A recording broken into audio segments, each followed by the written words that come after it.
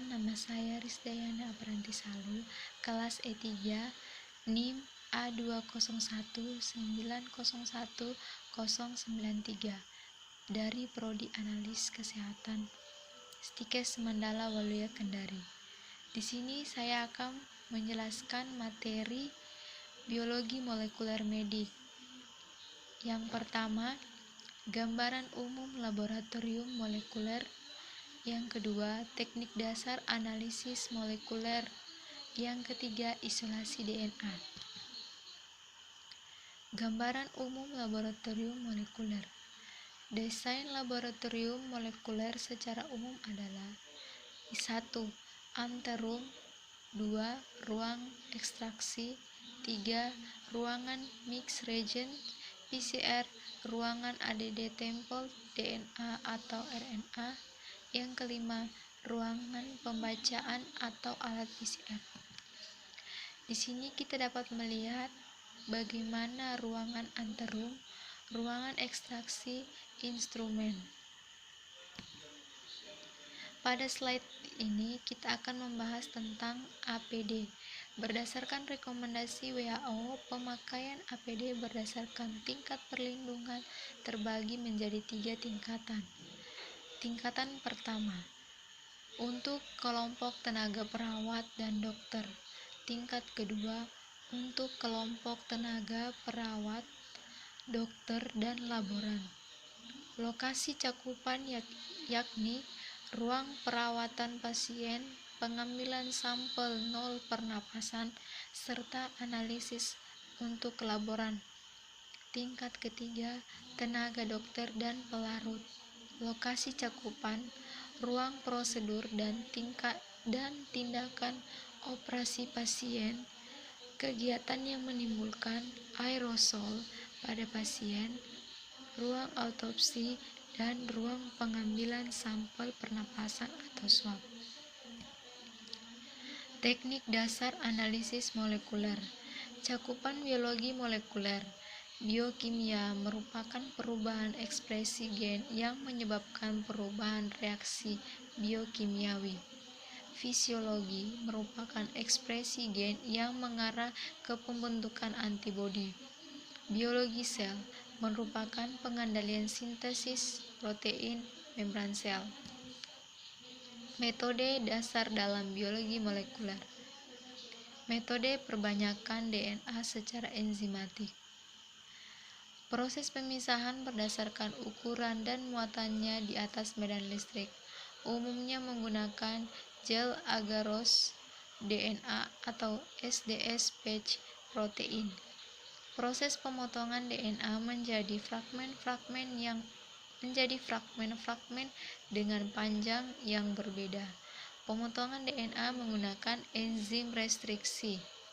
Mengenali situs restriksi yang merupakan suatu palindrom, yaitu pasangan urutan basa DNA yang apabila dibaca dari arah 5 ke 3 atau sebaliknya. Uji serologik untuk mendeteksi antigen atau antibodi pada berbagai jenis penyakit infeksius, non-infeksius, kanker, autoimun, hormon, dan alergen makanan. Peran biologi biomolekuler dalam kehidupan, yaitu digunakan sebagai penemuan obat, diagnosa dan pengobatan penyakit genetik, forensik dengan penggunaan DNA fingerprinting. Isolasi DNA. DNA adalah polimer asam nukleat yang tersusun secara sistematis dan merupakan pembawa informasi genetik yang diturunkan kepada jasad keturunannya. DNA dapat rusak jika terdapat tekanan, pH yang tinggi, suhu panas, radiasi, tidak tersedianya senyawa kromatin kompleks, konsentrasi isoelektron. DNA organisme eukariot terletak di nukleus dan di organ lain, yaitu mitokondria dan kloroplas. Pada prokariot terletak di nukleoid. Isolasi DNA meliputi 1. pelisisan, 2 sentrifugasi, 3 ekstraksi, 4 purifikasi, 5 sentrifugasi, 6 precipitasi. Tahap isolasi DNA. Tahap pertama yaitu tahap lisis. Ada 2 cara, yaitu mekanis dan kimiawi enzimatis. Secara mekanis yaitu pengacuran sel dengan digerus dengan mortal dalam nitrogen cair. Cara kimiawi seperti dengan penggunaan deterjen untuk mendestabilisasi membran sel. Tahap sentrifugasi untuk memisahkan hasil lisisan dinding sel dan kloroform dari DNA. Jika telah selesai, akan terlihat 3 lapis pada tabung. Lapis teratas adalah supersenan, lapis kedua padatan materi hasil lisis, dan paling bawah ialah klorofil. Tahap ekstraksi digunakan EDTA untuk menginaktivasi enzim DNase. Enzim ini dapat mendenaturasi DNA yang diisolasi.